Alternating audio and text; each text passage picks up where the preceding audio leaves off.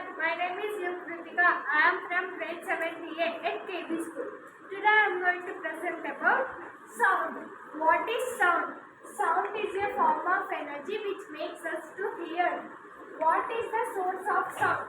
Sound is the disturbance created in the matter, solids, liquids and gas. How is sound travels? Sound travels in the form of waves. There are two types: longitudinal waves, transverse waves. Longitudinal waves.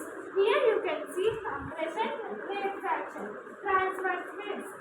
Here you can see crest, trough. Sound instruments, three types: string instruments, wind instruments, percussion instruments. String instruments, violin, bow, cello. Wind instruments, flute, basson, oboe. Percussion instruments, drum, snare, kalimba, triangle. This is my today's topic, sound.